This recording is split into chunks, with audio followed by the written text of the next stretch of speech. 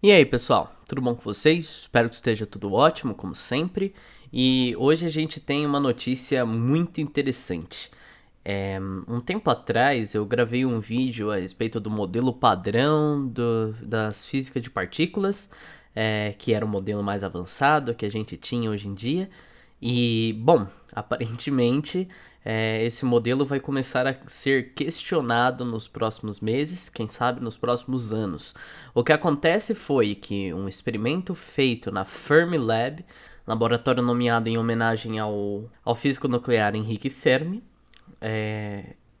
conseguiu fazer um experimento que já havia sido feito um tempo atrás no laboratório Brookhaven. Esse experimento foi feito e já se questionava algumas coisas que o modelo padrão se propunha a prever. Lembrando sempre que uma teoria física, pessoal, ela sempre tem que prever as subsequências das suas afirmações. Então a gente não pode só falar, quando a gente fala que algo é uma teoria, na verdade ela é um conjunto de regras muito bem estruturado que vai fazer previsões pra gente. E acontece que esse experimento de 20 anos atrás, utilizando-se de uma partícula elementar chamada muon, descobriu uma medida chamada essa de G-2, e esse G-2, ele mostra um movimento dessa partícula elementar, um movimento dela quando exposta a um campo magnético, certo? Dentro de algumas partículas existe uma coisa chamada de spin. Spin é uma coisa complicada de se descrever no nosso modelo de partículas, mas quando exposto a um campo magnético, algumas partículas adquirem um movimento como se elas tivessem um ímã dentro delas que reagisse a esse campo magnético, tá certo? E os experimentos feitos no laboratório de Brookhaven começaram a medir o quanto que valia esse movimento, o quanto o muon reagia quando rotacionado num campo eletromagnético muito forte, vulgo um acelerador de partículas, tá certo, pessoal? O modelo padrão, quando ele foi proposto, ele disse que o G-2 do muon, ele era mais ou menos 2, tá certo? Só que essa previsão, conforme os instrumentos tecnológicos foram sendo cada vez mais incrementados, eles foram chegando a casas decimais absurdas e se chegou nesse número que vai estar aqui na tela para vocês. Esse, teoricamente, era o número que o muon tinha no modelo padrão quando exposto a um campo eletromagnético, esse movimento, essa rotação. Eu vou mostrar uma animaçãozinha para vocês aqui que vai mostrar exatamente o que acontece com o muon dentro de um acelerador de partículas. Tá legal? Então, pessoal, vamos agora explicar mais ou menos o que acontece dentro de um acelerador de partículas e por que o experimento feito no Fermilab e anteriormente no laboratório de Brookhaven coloca em xeque o modelo padrão, tá certo? Então, pessoal, dentro de um acelerador de partículas, a partícula utilizada para fazer esse experimento foi o nosso queridíssimo muon, tá certo? Essa foi a nossa partícula que foi utilizada para o nosso estudo. Como explicado anteriormente, essa partícula possui dentro dela um spin, como se ele tivesse um ímã dentro dele. E quando exposto a um campo eletromagnético, acontece com ele algo mais ou menos como isso daqui. Ele começa a rodar e reagir ao campo eletromagnético. Porém, dentro de um acelerador de partículas, existe o que a gente chama de partículas virtuais, que são partículas que elas, por exemplo, aparecem, mexem com o movimento do spin, mas logo elas desaparecem. E o movimento, elas aparecem, desaparecem, quase que instantaneamente. E o modelo do spin, ele dá uma balançada, certo?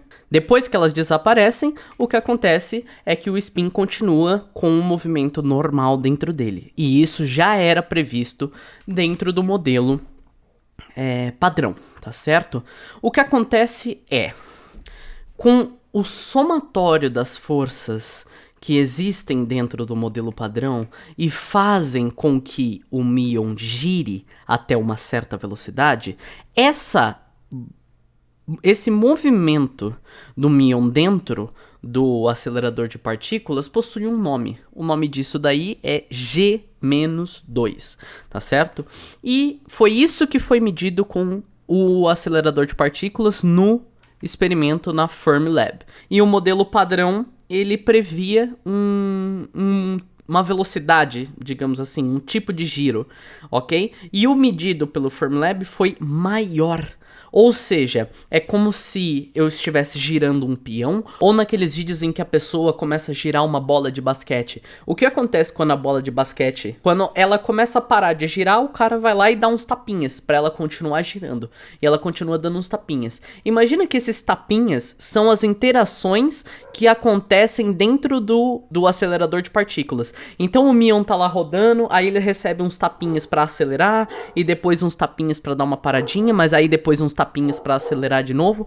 Acontece, pessoal, o modelo padrão previa até uma certa velocidade de giro, a um certo número de tapinhas que você poderia dar. E o experimento no Fermilab percebeu que existem mais mãos dando tapinha na bola do que a sua que você estava dando. Essas outras mãos podem abrir um universo de física nova. Ninguém faz ideia do que é. Podem ser partículas novas, forças novas, mas tem novas mãos dando tapinha no míon para ele girar ainda mais rápido. E essas outras mãos não estavam previstas pelo modelo padrão, só a minha. Então essa é uma analogia basicamente do que aconteceu dentro do acelerador de partículas e por que eles acreditam que o modelo padrão está incompleto, tá certo, pessoal? Então foi mais ou menos isso, espero que vocês tenham entendido. Bom, agora que vocês viram como o míon reage dentro de um acelerador de partículas, o que esse experimento no Fermilab mostrou pra gente? Como o modelo padrão estava teoricamente completo ou quase completo, existiam pouquíssimos buracos na teoria, as forças que poderiam interagir com o míon e as partículas que poderiam interagir com o míon já estavam muito bem definidas, tá certo?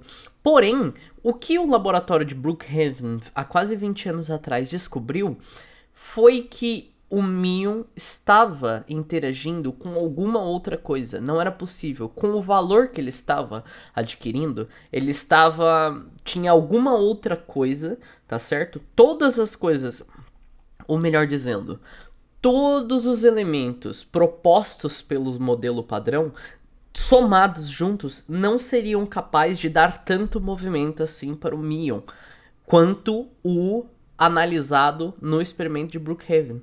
Isso já deu uma sacudida no modelo padrão um tempo atrás. Só que agora, o Fermilab, ele conseguiu reproduzir o experimento de Brookhaven 4 vezes mais preciso, pessoal. Então, eles pegaram o experimento de Brookhaven e deixaram ainda mais tecnológico e com uma precisão 4 vezes maior. Que precisão foi essa? Gente, é basicamente como se a gente medisse o tamanho de um estádio, de um campo de futebol, tá certo? A gente mediu e o erro que a gente teve na medida foi menor do que o de um fio de cabelo. Tá certo? Então é como se a gente tivesse errado por menos do que um fio de cabelo no tamanho do campo. Essa é a precisão da medida feita agora, recentemente que saiu os resultados, pelo laboratório Fermilab. Tá certo? E ele realmente mostrou que ele estava muito mais... O número do G-2 do míon estava muito mais perto do experimento de Brookhaven do que o modelo padrão se propunha a prever.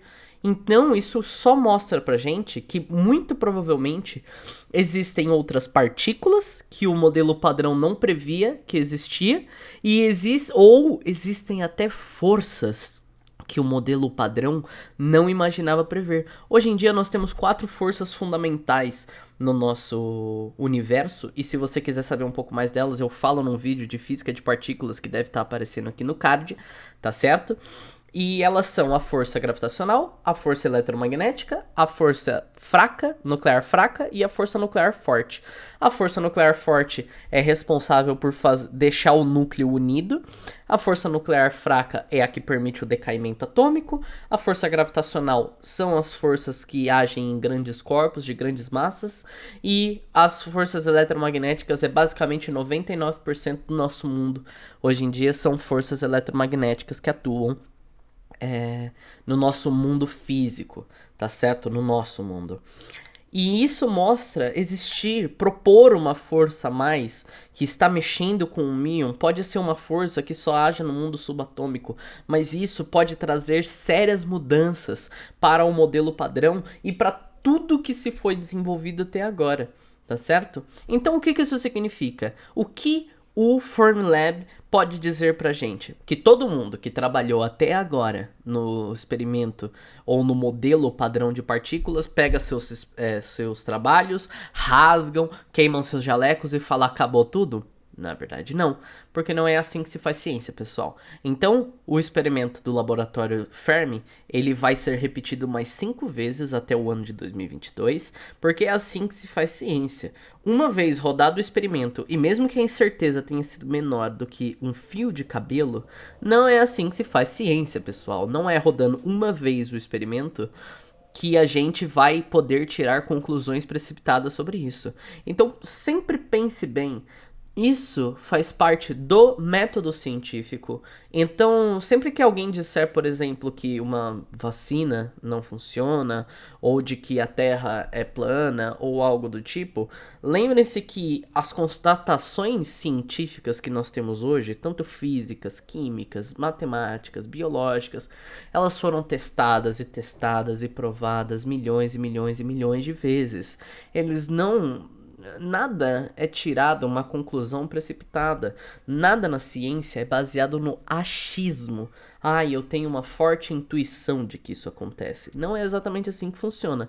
Então, após essas 5 vezes rodados os experimentos no laboratório Fermi, isso ainda não significa que os experimentos, o modelo padrão deixou completamente de valer, tá certo? Ele pode ser apenas aprimorado e podem ser propostas teorias físicas novas que complementem este modelo, tá certo? A gente tinha, por exemplo, o modelo da física mecânica, por exemplo, mecânica clássica, que Newton tinha proposto, e ela ainda vale pra gente no nosso mundo. A maioria das coisas a gente utiliza bastante mecânica clássica. Porém, quando Einstein veio com a sua relatividade, ele apenas complementou a teoria newtoniana. Bom, a notícia de hoje foi essa, pessoal. Espero que vocês tenham gostado do experimento e das explicações que eu dei hoje. E se você gostou, por favor, se inscreve no canal, dá aquele joinha, dá um up bacana pro canal e também pro meu ânimo de fazer e postar vídeo, tá sempre trazendo coisas novas aqui pra vocês, tá certo? No mais é isso, muito obrigado por acompanharem, valeu e tchau, tchau.